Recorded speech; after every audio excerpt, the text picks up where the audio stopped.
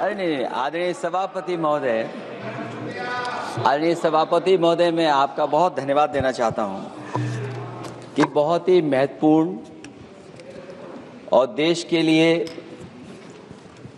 और बड़ी आबादी के लिए भारतीय जनता पार्टी की सरकार में एक और बिल आया है। क्योंकि मेरे से पूर्व में जो हमारे साथी बोले हैं वो माननीय सदस्य हमारे साथ नहीं, लेकिन मैं उनके बहुत सारी बातों से सहमत हूं। और अध्यक्ष महोदय, मैं देख रहा हूं जो एक्स कांग्रेस वाले हैं वो ज्यादा बोल रहे हैं।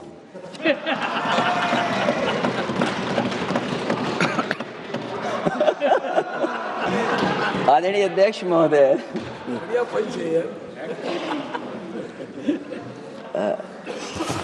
अध्यक्ष महोदय, जो आज बिल पेश हुआ है, मैं हिंदी और अंग्रेजी को जो कुछ समझ सकता हूं वो यही मैं कह सकता हूं कि माननीय मंत्री जी ने ये कहा कि ये उम्मीद है। ये उम्मीद कैसे बना है, अंग्रेजी में भी मुझे समझ में नहीं आ रहा कि उम्मीद है, ये हिंदी में भी समझ में नहीं आ रहा कि ये उम्मीद है। यूनिफाइड वक्फ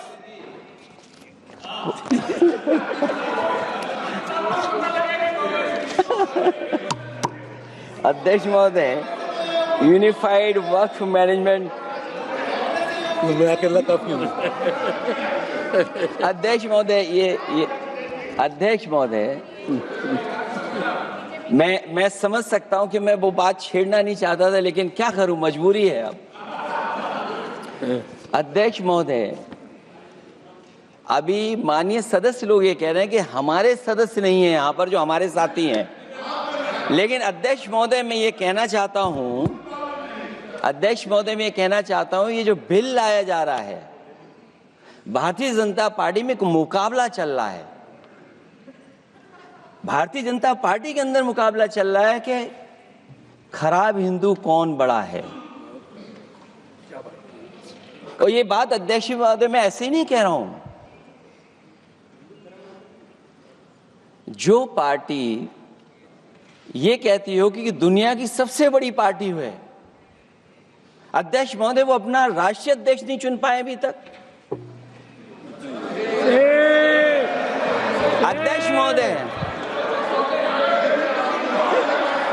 अध्यक्ष महोदय, भारतीय जनता पार्टी क्या है?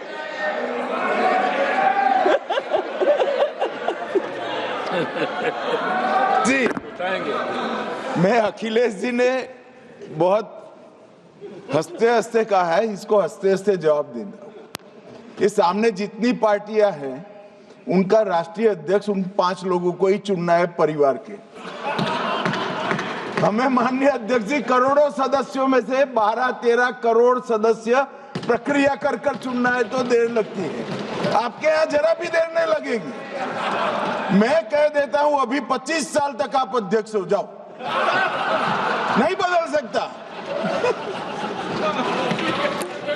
अध्यक्ष महोदय, क्योंकि जो बात निकल के आई है वो मैं फिर आगे बढ़ा दूं। अध्यक्ष महोदय, जो बात सोशल मीडिया या और जगह गुपचुप हो रही है, कहीं ऐसा तो नहीं था कि अभी कुछ दिन पहले यात्रा जो हुई है वो कहीं 75 वर्ष की एक्सटेंशन वाली यात्रा तो नहीं थी। अध्यक्ष महोदय, ये जो इस बार जो वक्फ बिल आया है, नाकामी का पर्दा इस बार है वक्फ बिल। और नाकामी कोई एक आध नहीं है, मैं कई नाकामियां बता सकता हूं। अभी मैं माननीय सदस्यों को सुन रहा था, वो पुराने कई बिल उनके बारे में चर्चा कर रहे थे कि कितने प्रोग्रेसिव बिल लेकर के आए हैं। मुझे याद है मैं उत्तर प्रदेश में उस समय था और मुझे लगा कि शायद इनकी वो बात ठीक होगी। एक ये बहुत तैयारी के साथ फैसला लेकर के आए थे और फैसला ये लिया था आधी रात के आज के बाद नोट नहीं चलेंगे, नोट बंद हो जाएंगे। अध्यक्ष महोदय, उस नोटबंदी नाकामी के बारे में भी तो चर्चा हो जाए कि अभी भी न जाने कितनी जगह पर कितना रुपया निकला जा रहा है। कितना निकल करके आ रहा है। केवल नाकामी नोटबंदी की नहीं, नाकामी बेरोजगारी की भी है, नाकामी महंगाई की भी है, नाकामी किसान की आय दोगुनी नहीं कर पाए वो भी इनकी नाकामी है। मुझे याद है एक माननीय मंत्री जी पूरे देश की नदियों के बारे में बीओडी बता रहे थे, लेकिन माननीय मंत्री जी ये भूल गए कि उनके शहर में, उनके क्षेत्र की जो नदी है उसकी बीओडी क्या है। गंगा क्या साफ हो गई, यमुना क्या साफ हो गई, स्मार्ट सिटी क्या बन गई, क्या गोद लिए हुए गांव इन्होंने गोद से उतार दिए, उनकी क्या दुर्दशा है। इसलिए मैं कहना चाहता हूं, ये नाकामी का पर्दा इस बार वक्फ बिल बना है। और सबसे बड़ी बात तो यह है कि जिसके लिए फैसला होना है उसकी बात को अहमियत न देना भी नाइंसाफी है। अध्यक्ष महोदय, नाकामी केवल यहां तक नहीं है। और भारतीय जनता पार्टी क्या है, मैं केवल एक पुरानी घटना याद करता हूं। एक बार फैजाबाद अयोध्या में एक कार्यक्रम था, उसमें बड़ी तैयारी की गई थी और तैयारी के साथ कलाकार मुंबई से बुलाए गए थे। हो सकता है वो सहमति दिल्ली से ना रही हो, केवल लखनऊ की सहमति से हो रहा हो कार्यक्रम। और जब कार्यक्रम की पूरी तैयारी हो गई, भगवान श्री राम बनकर के कोई आ गया, लक्ष्मण बनकर के कोई आ गया, माँ सीता भी बनकर के कोई आ गया, हनुमान जी और भगवान हनुमान भी बनकर के कोई आ गया। लेकिन जब लखनऊ से वो हेलीकॉप्टर उड़ा और अयोध्या पहुंचा तो सब लोग थे, लेकिन उसमें हनुमान नहीं थे। अध्यक्ष महोदय, मैं भारतीय जनता पार्टी के लोगों से कहूंगा कि जानकारी करिए कि आखिरकार भगवान श्री राम थे, लक्ष्मण थे, सीता थी, लेकिन हनुमान क्यों नहीं थे? हनुमान इसलिए नहीं थे, शायद उनकी जात या धर्म कुछ और था। अध्यक्ष महोदय, ये देश मिली जुली संस्कृति से चला है, कुछ हमने सीखा, कुछ उन्होंने सिखाया। देखिए, एक बार तस्वीरें आपको फिर से दिखाते हैं लोकसभा की कार्रवाई की, जिसमें आप देख रहे हैं चर्चा चल रही है वक्फ संशोधन बिल पर। जान चली गई, न केवल जान जाने वालों की, बल्कि अध्यक्ष महोदय ये सरकार बताए कि जो लगभग 1000 हिंदू खो गए हैं, जो अभी तक नहीं मिले, जो अभी तक नहीं खोज पाए हैं, वो 1000 हिंदू की सूची कहां है? और फिर धर्म कारोबार की बात है, जो ये लोग गोली। अध्यक्ष महोदय, मैं कार सेवक वाली बात इसलिए नहीं छेड़ना चाहता हूं। अध्यक्ष महोदय, ये शायद माननीय सदस्य जानते नहीं कुछ सच्चाई नहीं जानते। अध्यक्ष महोदय, ये संविधान की वजह से, संविधान को बचाने के लिए, हिंदू एकता को बचाने के लिए कुछ फैसले लिए गए, लेकिन एफआईआर हम लोगों पे नहीं लिखी गई थी। एफआईआर उन पे लिखी गई थी जो बेचारे तैयार हो गए थे सुबह, लेकिन पता नहीं कहां से फोन आया था, कहा था कि अब तैयार तो हो गए हो, लेकिन आप शिलान्यास में नहीं आ सकते। बहुत सही। इसलिए बात को इधर से उधर नहीं में ले जाना चाहता। अखिलेश जी, जरा वक्त पे भी आ जाओ। अच्छा, वक्त पे आ रहा हूं। नहीं, वक्त पे अध्यक्ष इसलिए आ रहा हूं क्योंकि वक्फ समझने के लिए भारतीय जनता पार्टी की सोच क्या है। और ये अध्यक्ष महोदय जब ये कह रहे हैं कि इससे कारोबार होगा, अध्यक्ष महोदय, धर्म की चीजों से कारोबार नहीं हो सकता। हमारे उत्तर प्रदेश के मुख्यमंत्री जी ने भी कहा कि कारोबार होगा। वो 30 की गिनती में उलझे हुए हैं, जैसे 30 मार खाए वो। उनसे पूछा कि जान कितनी गई, वो 30। उनसे पूछा कि कारोबार कितने का होगा, 30 गुणा 10,000 करोड़। सोचिए, कुंभ हमारा क्या कारोबार की जगह है? और फिर उसका कौन नापेगा, कैसे नालाएगा?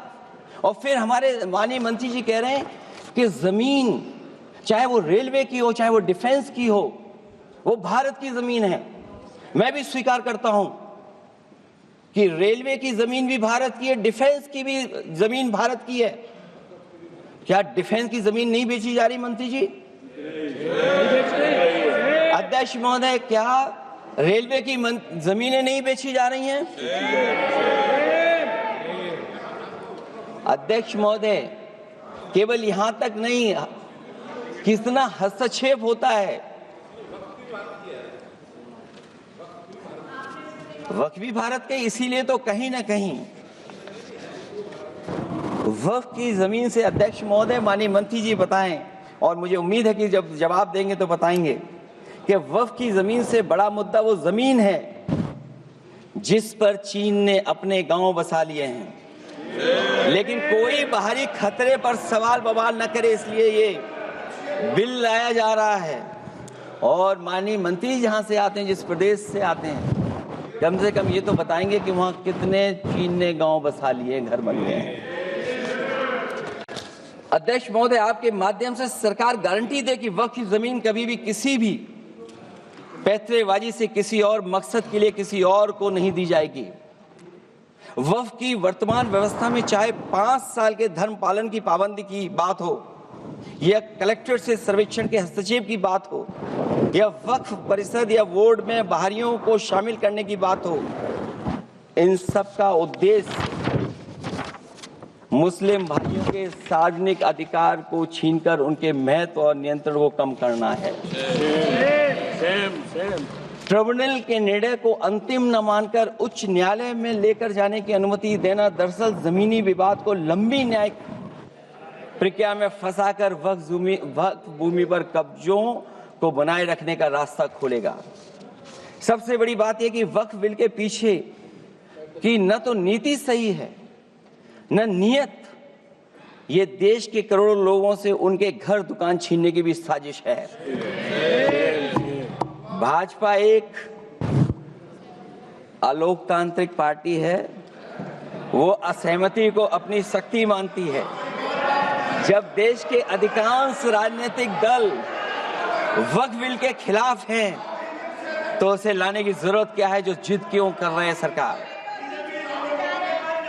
वक्फ बिल का लाना भाजपा की सियासी हट है। वक्फ बिल भाजपा की सांप्रदायिक राजनीति का नया रूप है। वो तो आपको काटेगा, और इसलिए काटेगा कि अध्यक्ष महोदय बाहर ये लिखते हैं सत्यमेव जयते, बाहर है लिखते सत्यमेव जयते, भाजपाई अंदर असत्य बात कहते। भाजपा वक्फ बिल लाकर अपने उन समर्थकों का तुष्टीकरण करना चाहती है जो भाजपा की आर्थिक नीति, महंगाई, बेरोजगारी, बेकारी और चौपट अर्थव्यवस्था से उसे छटक गए हैं। क्योंकि अध्यक्ष महोदय, जब से वोट में गिरावट आई है, और खासकर उत्तर प्रदेश में भी, तब से भारतीय जनता पार्टी की कोशिश है कि अपना वोट कैसे संभाला जाए। ये वोट को संभालने के लिए बिल लाया गया है। भाजपा का लक्ष्य वक्फ की जमीनों पर है। इन जमीनों का नियंत्रण अपने हाथ में लेकर इन जमीनों को पिछले दरवाजे से अपने लोगों के हाथों में दे देना चाहती है। भाजपा चाहती है कि वक्फ बिल लाने से मुस्लिम समुदाय को लगे कि उन पर हक को मारा जा रहा है, वो उद्वेलित हों और भाजपा को ध्रुवीकरण की राजनीति करने का मौका मिल सके। क्योंकि अध्यक्ष महोदय, भाजपा का लक्ष्य यह है कि ध्रुवीकरण हो, क्योंकि वो जानते हैं कि ध्रुवीकरण जितना होगा उससे वो लाभ उठाने में आगे रहेंगे। तो ये वक्फ बिल जो लाया जा रहा है, वो अपनी वोट बैंक को संभालने के लिए और समाज को बांट करके ध्रुवीकरण करके राजनीतिक लाभ लेने के लिए लाया जा रहा है। और अगर इसके लिए नहीं लाया होता तो पहले से जो जितने फैसले लिए सरकार ने, क्या उससे देश और प्रदेश में कोई बड़ा बदलाव आ गया है? अगर स्मार्ट सिटी का बात करें तो कितनी स्मार्ट सिटी बन गई है आपकी? आपके नोटबंदी की वजह से न जाने कितना रुपया कहां निकल रहा है। कहीं भाजपा वाले दूसरों के पैसा रख करके न पकड़वा दें। वक्फ बिल के आने से पूरी दुनिया में एक गलत संदेश भी जाएगा।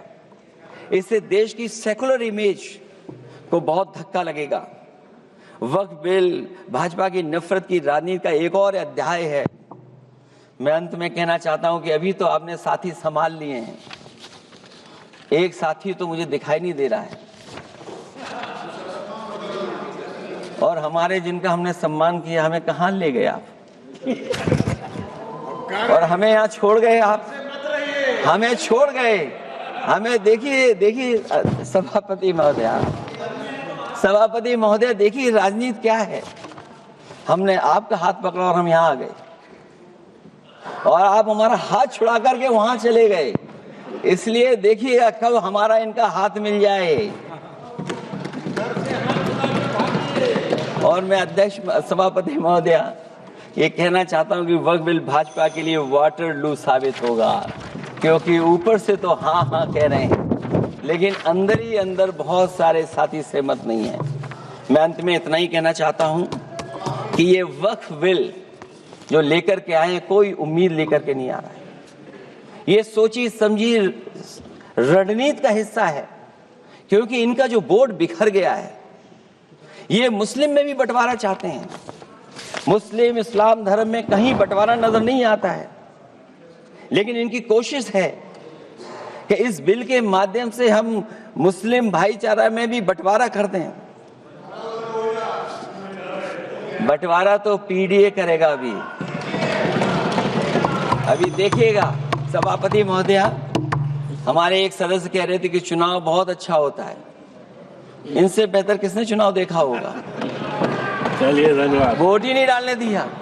सभापति महोदया, मैं धन्यवाद देता हूं। मैं और अपने दल और साथियों के साथ कहता हूं कि समाजवादी पार्टी बिल का विरोध करती है। वोट पड़ेगा तो हम इसके खिलाफ वोट डालने जा रहे हैं।